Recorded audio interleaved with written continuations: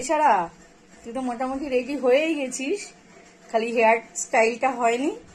কিন্তু কথা হচ্ছে তোর সেই পরি ড্রেসটা আসেনি। অনলাইনে যেটা অর্ডার দিয়েছিলাম ওরা এখনো দেয়নি। ও চুপ কি, আসেনি। হাসাচ্ছে আবার কি, আসেনি বলে ড্রেসটা, তাই দাদা ওই তো ড্রেসটা আসেনি বলে দাদা হাসছে যে সারা তাহলে কি পরবে। এ দেখো মামু দিয়েছে এটা তোমাকে বার্থডেতে, মিমি এনেছে। এই ড্রেসটা পরো, এটা পরে কেক কাটো। এই ড্রেসটাও খুব সুন্দর, দেখো খোলো, দেখো খোলো, এই ড্রেসটাও খুব সুন্দর। এটাও খুব সুন্দর, কিন্তু এটা পরি ড্রেস নয়, কিন্তু সুন্দর। তাহলে এটা পরে তুমি কেক কাটো, ঠিক আছে? হ্যাঁ, এটা পরেই কেক কাটো, ভালোই লাগছে।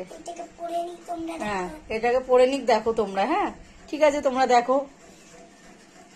মা, সারাকে কত বড় লাগছে ড্রেসটা পরে, কি সুইট লাগছে।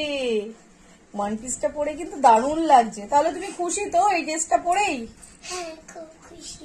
আর কি করা যাবে, এটা পরেই কাটো। 10 বছরে আবার দেখবো পাই কিনা পরি ড্রেস, ঠিক আছে? 10 বছরে পড়বি না?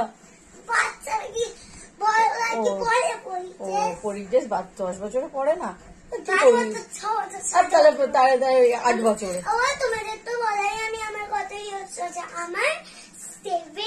ওই 8 ইয়ার্সে গিয়ে পড়বে, ঠিক আছে? আজকে এটা পরেই কেক কাটো, ঠিক আছে?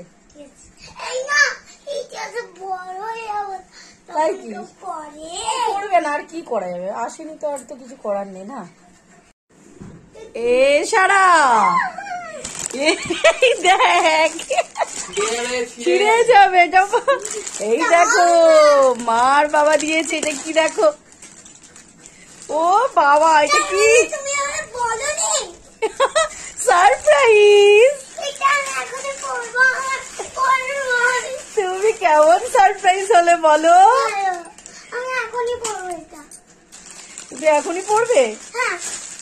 সারপ্রাইজ, তুমি খুব খুশি?